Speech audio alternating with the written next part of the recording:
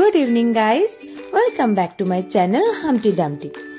আগের দিন আমি যখন ভয়েস দিয়েছি আমার গলাটা শুনেই তোমরা বুঝতে পেরেছিলে আমি কতটা অসুস্থ ছিলাম, কারণ আমার গলাটা সত্যিই ভেঙে গেছিল। তাই আজকে ফ্রেশ হয়ে চলে এসেছি তোমাদের সামনে কালী পুজোর আরও একটা ব্লগ নিয়ে, ব্লগ নাম্বার 2।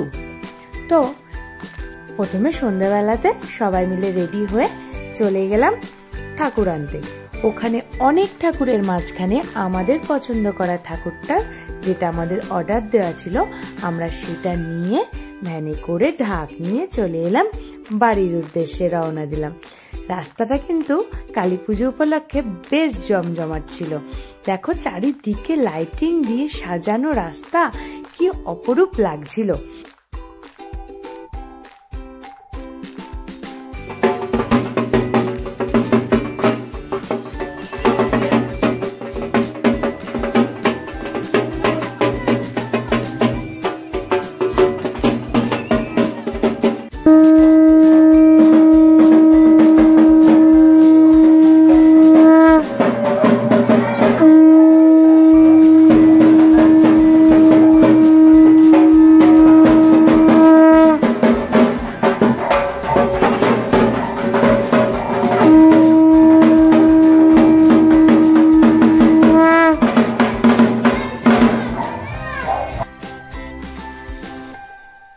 তারপর বাড়িতে মাকে নিয়ে এসে মাকে যথাস্থানে বসাবার তড়িঘড়ি শুরু হয়ে গেল।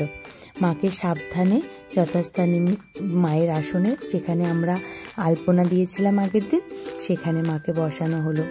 জানো আমাদের মায়ের তো বিভিন্ন রূপ, তো আমাদের এই মায়ের রূপটার নাম মা মুক্তকেশী।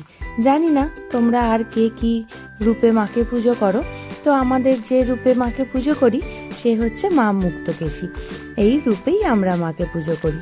তারপর সমস্ত ঠিকঠাকভাবে সোজা করে মাকে বসানোর পর মা আগের দিন যে আমরা বরণ ডালার শ্বাসটা সেজেছিলাম সেটা নিয়ে চলে এসেছে মাকে বরণ করতে। মাকে মহাদেবকে বরণের পর মাকে জল মিষ্টি ধূপ দিয়ে তারপর আমরা সবাই মিলে ওপরে চলে এলাম। রাত্রেবেলায় আবার তাড়াতাড়ি একটু ঘুমিয়ে নিতে হবে। সকাল সকাল ঘুম থেকে উঠে তারপরে মায়ের একটা দর্শন নিয়ে মাকে প্রণাম করে স্নান টান করে আমরা চলে যাব পরের দিনের কাজে। সকাল সকাল আজকে এবার আবার ঘট আনতে যাওয়া আছে। 2টোর সময় তো অমাবস্যা পড়ছে, তো তারপরেই ঘট আনতে যাবে। তাই সকালবেলাতেই ঘট আনার পর তো মাকে সাজানো যাবে না, তা মায়ের যত গহনা আছে তার আগেই পরিয়ে নিতে হবে। তাই সকালবেলায় আমরা সবাই স্নান করে পরিষ্কার পরিচ্ছন্ন নতুন জামা কাপড় পরে চলে এসেছি মাকে সাজাতে। মায়ের সমস্ত গহনা এক জায়গায় করে তারপর মাকে সেগুলো একে একে পরিয়ে দিতে হবে।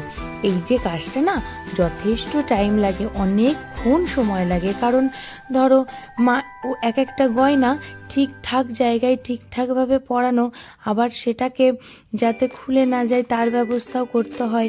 মায়ের পেছনে সুতো দিয়ে দিয়ে জিনিসগুলোকে একটা একটা করে বেঁধে দিতে হয়, তাই অনেক সময় লাগে পরানো। একার পক্ষে কোনো সময়ই সম্ভব হয় না। তাই আমার বরমশাই, দিদিভাই আর আমি 3 জনা মিলেই মাকে সমস্ত গয়না একে একে পরিয়ে দিলাম। মা যে একাই গয়না পরে তা তো নয়, বাবা মহাদেবও তো আছে, তিনিও তো সাজুগুজু করবেন নাকি। তাই তিনি কানের উপর কলকে, মাথার উপর চাঁদ, রূপোর সাপ, সমস্ত কিছু উনি একে একে পরিধান করছেন দিদিভাইয়ের হাতে। দিদিভাই সযত্নে ওকে সেগুলো পরাচ্ছে। তারপর মায়ের হাতের সোনার চুড়ি, পেতলের খড়গ সব কিছু একে একে পরিয়ে দিয়ে মাকে গহনা দিয়ে সাজিয়ে দেওয়া হলো। যদিও মায়ের এসব কিছুই প্রয়োজন হয় না, মায়ের রূপ এমনিই সুন্দর।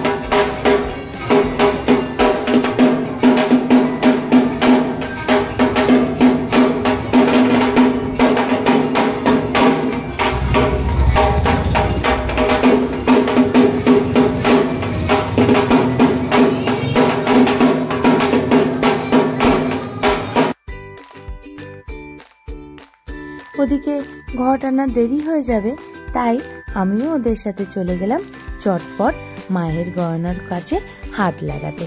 আমরা সবাই মিলে হাতে হাতে কাজগুলো করে নিলে তাড়াতাড়ি করে কাজগুলো শেষ হয়ে যাবে।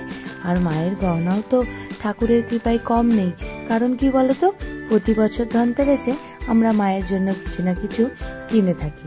তোমরা যদি আমার ধনতেরাসের ব্লগটা দেখে থাকো তাহলে তোমরা দেখবে এবছর আমরা মায়ের জন্য রূপোর আসন, পঞ্চরত্নর আসন আর মহাদেবের জন্য রুদ্রাক্ষের একটা হার কিনেছি। তো বরমশাই চলে গেছে গঙ্গায় জল ভরতে, এক ডুবে জলটা ভরতে হবে, খুব বরমশাই জলটা ভরে নিয়ে আসুক আর আমরা ততক্ষণ বাড়ির কাজকর্মগুলো কমপ্লিট করে নিই।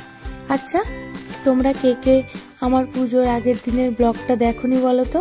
যারা কালী পুজোর আগের দিনের ব্লগটা দেখোনি তারা কিন্তু অবশ্যই ব্লগটা দেখে নেবে, আর যারা দেখেছো তারাও একটু কমেন্ট করে জানাবে। আর তোমরা সবাই লাইক, শেয়ার আর কমেন্ট করতে ভুলো না কিন্তু। এত যে কম কেন তোমরা কমেন্ট করো আমি সেটাই বুঝতে পারি না। আর তোমরা পাশে থেকো, সাথে থেকো। বাই।